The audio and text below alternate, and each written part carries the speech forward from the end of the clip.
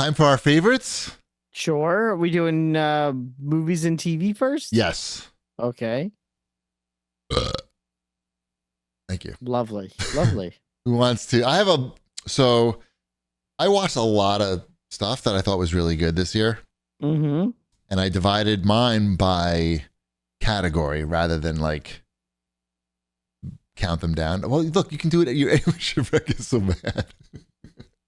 I'm not mad. I'm like, go for it. Oh, okay. I thought you were like frustrated that I did mine in categories too. They're called 1, 2, 3, 4, 5. That's fine. Yep. Fine. Mm-hmm. I had more than 5, and Jesus. Well, then get to it. What's on your list? What are we starting with? Okay, I'll tell you my favorite documentaries of the year. Okay, and I'll give you one favorite out of all of them. The Carlos Ghosn, The Last Flight one. That's about the Nissan executive in Japan who got arrested and then fled the country. That's on Apple TV. Very good. Wombat, you watched this one, Chimp Empire. Mm-hmm, that was good. That was really fucking wild. That's like you've never seen chimps like this before. This isn't your daddy's chimp documentary. These chimps are in your face in 4K, and they're fighting, and they're loving, and they're sad, and they're triumphant, and one of them is named Abrams. So there's a lot to like about Chimp Empire. That didn't make your list, Wombat? No, it's not on my list. Okay. I also have Waco, American Apocalypse, which I thought was very interesting just to show. Oh, I saw that too. Yep. That's Netflix? I think so. Yeah, that was just, I'd seen the original Waco documentary and it was just, I don't know, very well done. It's a bummer. It's a real bummer. Yes, the situation was fucked up.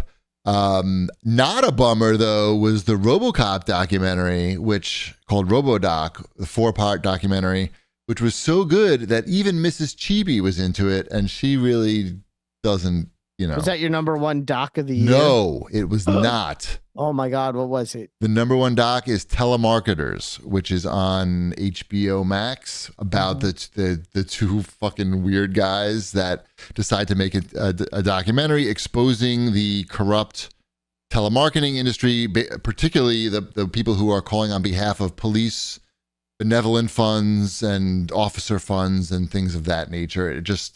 It's true like gonzo documentary filmmaking, and it's fucking crazy. So that's Telemarketers. And those are my favorite documentaries of 2023. Who wants to do their whatever? I mean, I was not that detailed. Then again, I also just made this.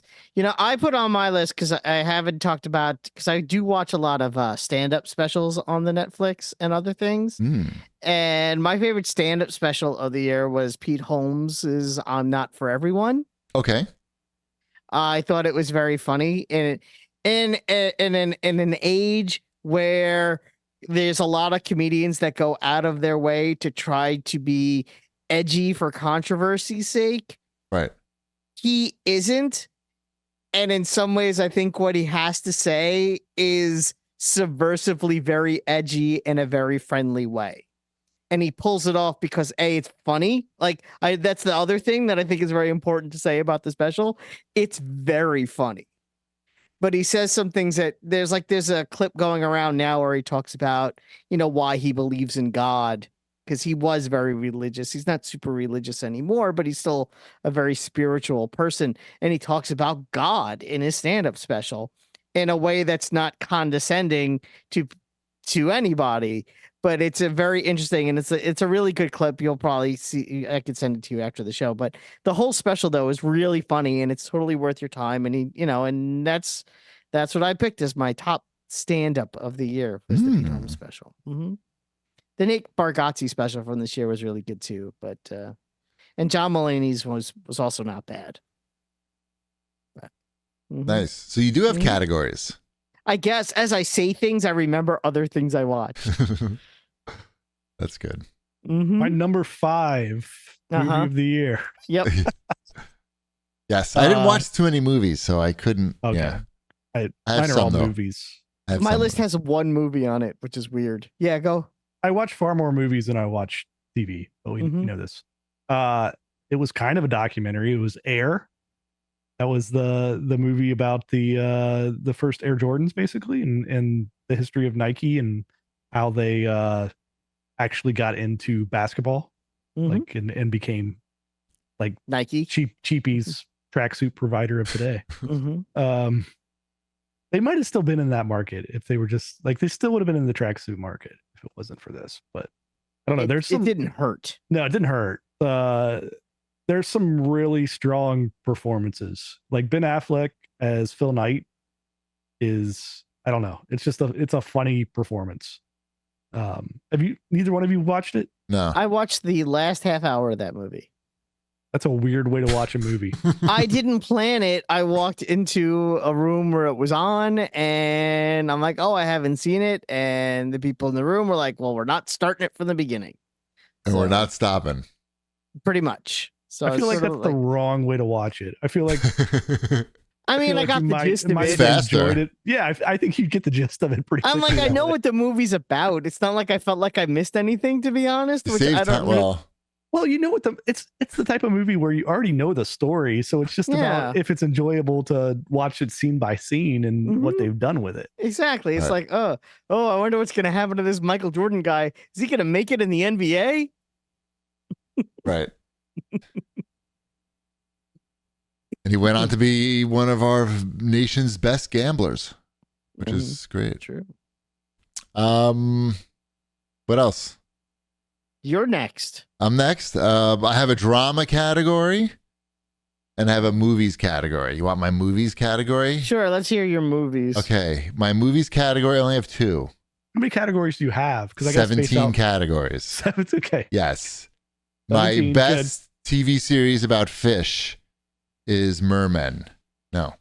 It's my movies are Reality. That's the movie about Reality Winner, the person who took the documents and leaked them. But the cool thing about this movie is it's entirely, all the dialogue is from the transcripts of the recordings that the government recorded her through the various wiretaps and such.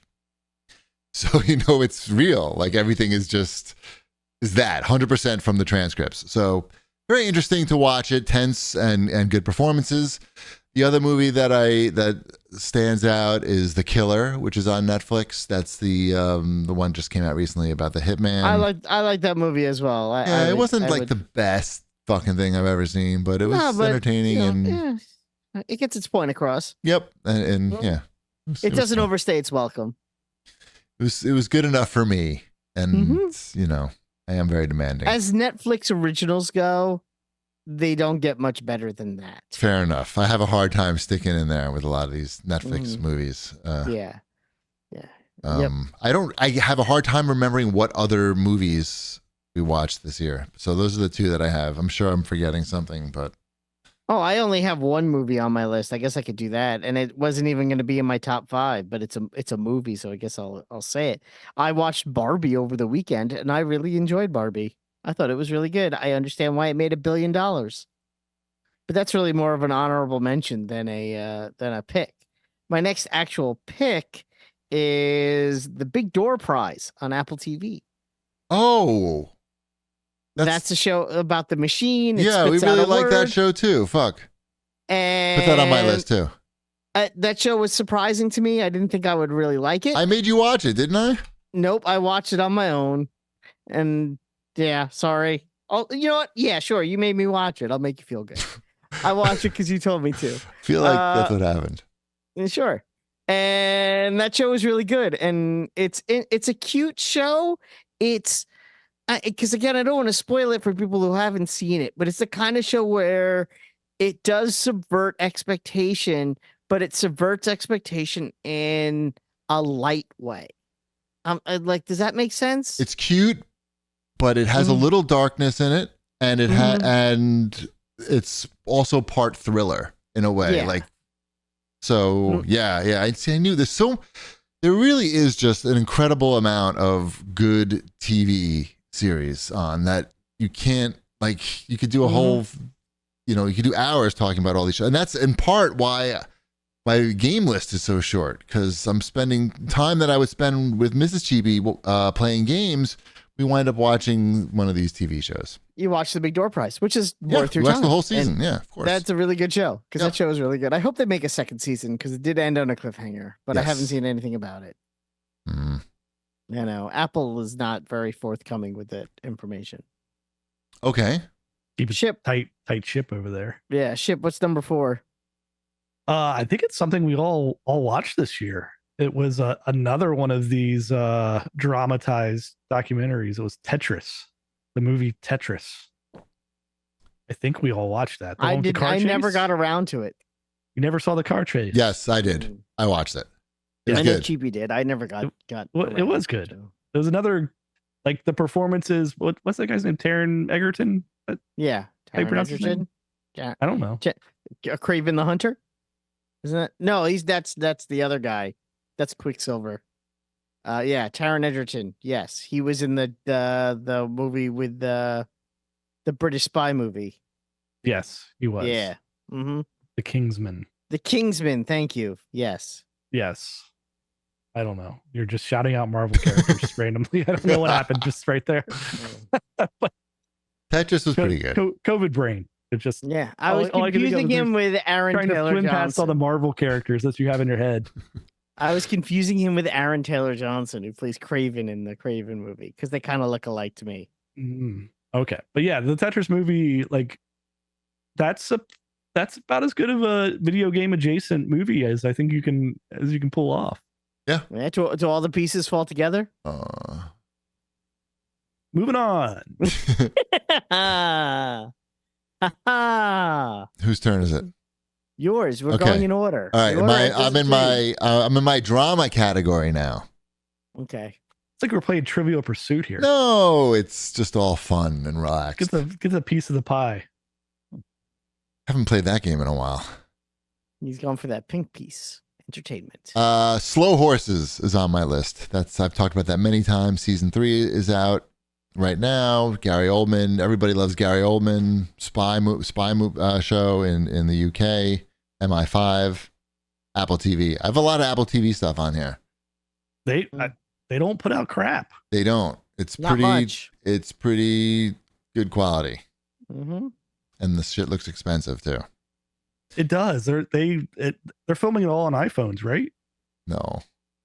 Is that true? That's not true. What are you talking? Say that with me. It's hard to, when you say it with a straight face and I'm looking at you, I don't know what to believe. All right. What else? Who's next? I will bring up, I guess, because we're not doing this in any particular order. Another series that I really liked, and I don't know if you guys really gave it a fair shot, was Poker Face with Natasha Lyonne, basically playing Old Navy Columbo. lady.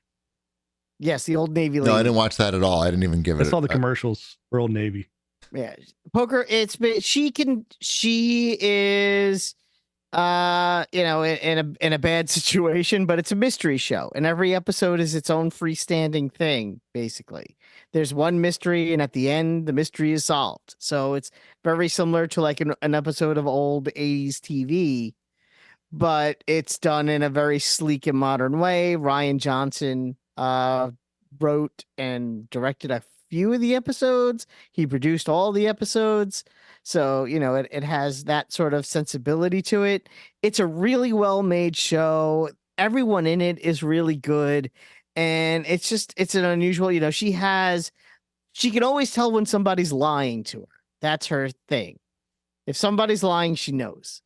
And it's very interesting to see her aha moment in every episode and how the mysteries are structured, and some of the plot lines really stuck with me even after the show ended. Like every now and again, I'll be sitting there and I'll be thinking about, it was weird the episode of Poker Face with Judith Light. That was a fucked up hour of television. You didn't say they had an episode with Judith Light. Now I'm interested. That episode alone is worth your time. Huh. Because that episode is very interesting. And that's just it. Like, there are certain episodes that are just very interesting and very weird and just, and yet engaging, and each mystery is interesting. And again, it's another show they set it up for another season, but I don't know if that's ever going to happen. Got it. Because that show couldn't have been cheap to make. What else? Me? My turn? Your turn? no. I think it's my turn. Do it. Ship's turn. Number 3 of the movies. Mm. It is Spider-Man Across the Universe, I think is the name of that movie. Spider-Verse? Yeah. Is it Across the Spider-Verse? Is that the name of the movie? I think so. The second movie that doesn't have an ending. I liked that one. That the universe. I guess I had universe in my mind there. So those characters are, I don't know, they're very appealing. My kids like them, like Miles and Gwen. I like to watch them when they're on the screen. Like there's a reason. Like I'm sure they made this 2 hours and 45 minutes, however long this thing was, and it just they made so much movie they had to make just stop it at that point to make the second one. Right. I haven't watched it yet. I want to. Just know that it's not a cliffhanger. There's like no cliffhanging at all. It's just the movie stops after 2 hours and 45 minutes. Okay. So that's weird. Yeah. They're like, yeah, now we're gonna go do that. Credits. Right.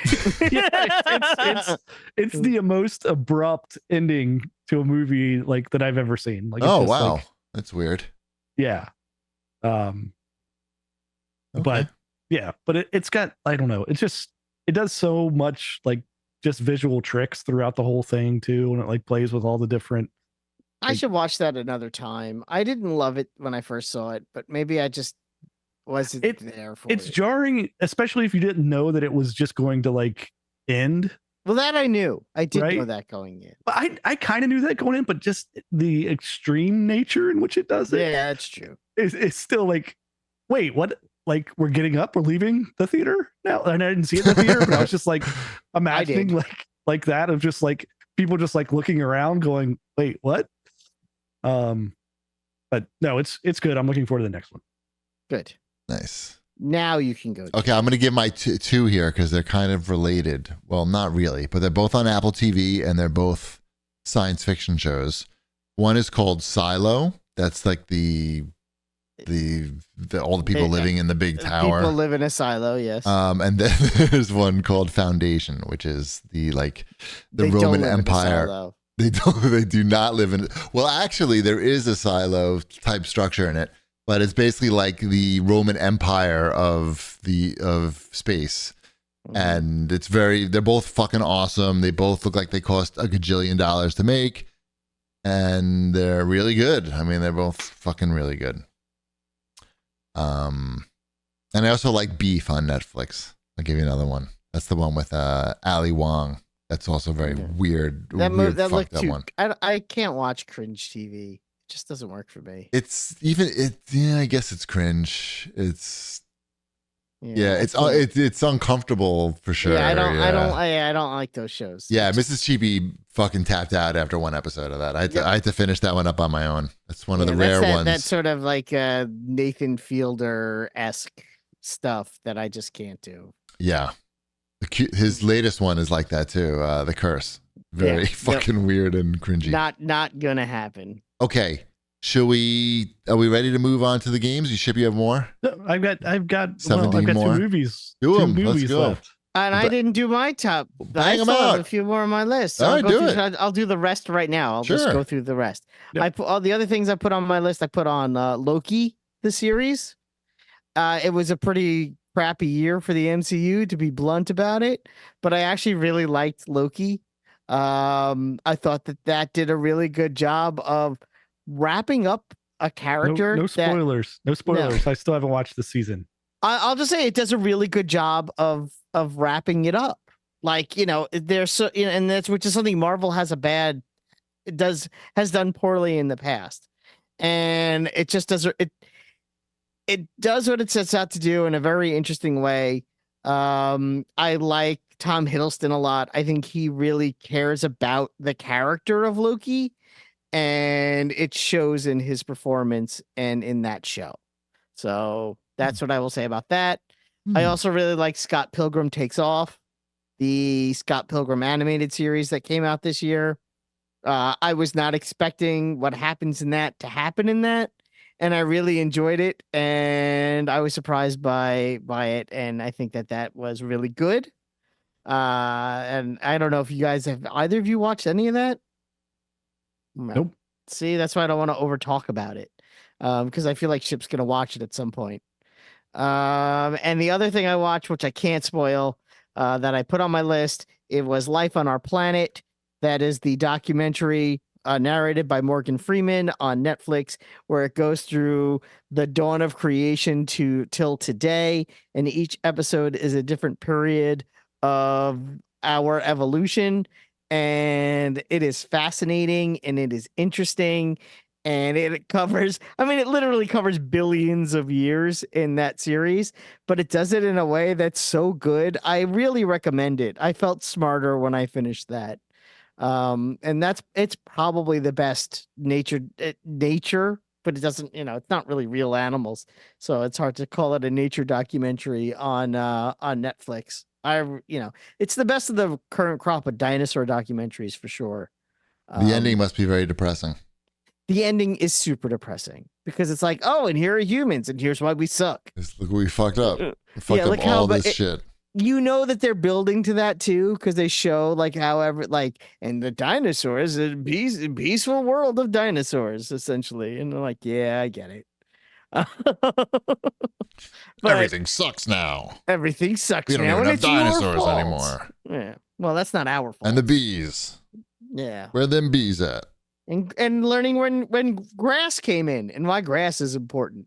Remember, I talked about that. This is the grass show. This is the grass show. This is like, oh, by the way, at one point there was only grass on like 10% of the earth. And then all of a sudden there was grass on like 80% of the earth. And every single animal on the planet fucking changed in like 3 days. So it's like the crazy. Grass. They really like the grass. Well, grass is a food for many animals. But when there wasn't that much grass on the planet, there weren't that many animals that ate grass and then there was a lot of grass. So then animals evolved into, which is why you have the tall dinosaurs and then you don't have tall dinosaurs. You're making me hungry. I'm just saying it's interesting and it's worth your time. And that was actually might be my favorite thing that I watched this year. Fair enough. What's it called? Planet Earth? No. Life, what did I say? Life on Earth? Life on Earth. Yeah. Life From on the our people who planet. brought you Planet Earth. Life on Our Planet. Oh. Oh, Yeah. well. Watch it. Watch one episode. Okay, I will. Fine. Jesus. And Chip, you can watch that with your kids. I could watch a lot of stuff with my kids. You can watch anything with your kids, theoretically. Right. Like, yeah. You should watch it with your kids. There you go. That's a better way to put it. Okay, Chip, finish out your list. My number 2 was Killers of the Flower Moon, which I talked about last week, I think. Yep. Yeah. And yeah, both of you are going to watch that, so we can talk about it again in the future as well. And then my number 1 was Barbie. Ooh. Oh, that was your number 1. That is my number 1. I could watch that. The soundtrack is really good on that one too. So I already watched that movie twice, so I get it. Yeah. And that movie only came out on Friday. Yeah, and it's the visual style of that one as well. Like, I don't know. It's just a fun movie to look at the same time. They did a lot of that practically. That movie is mostly practical effects and everything. I watched all of the making ofs and everything, all the extras. He's a Barbie girl. Boy. But it makes a difference. Like you watch that and you know that the actors there are feeding off the energy of being in that environment. And it makes a significant difference in that movie. And the other, and that movie does things well. It's another movie where it subverts expectation. Because if you watch the trailers, are we spoiled? Can you spoil Barbie? I don't even know. But, I went in there thinking like, oh, this is going to be a movie. It's going to be Barbie in the real world. And it's going to be 2 hours of Barbie in the real world. And that's not what that movie is. It's actually very little of what that movie is. And I appreciated that in that movie. I think the turn it makes is a much smarter one and a better one, and it's why part of the reason why that movie made $1 billion. There's a lot of reasons it did, but yes, yeah. It almost, a lot of the visuals, while not the same as like a Wes Anderson movie, which I like all of his stuff, like it's a similar, I don't know, like juxtaposition or something between the actors and the sets and like the framing, pops of the framing and the pops of color, like the way that mise en scène. Is that the word you're looking for? We'll go with that. Okay. Miso soup. The miso soup. Miso soup is fantastic in this movie.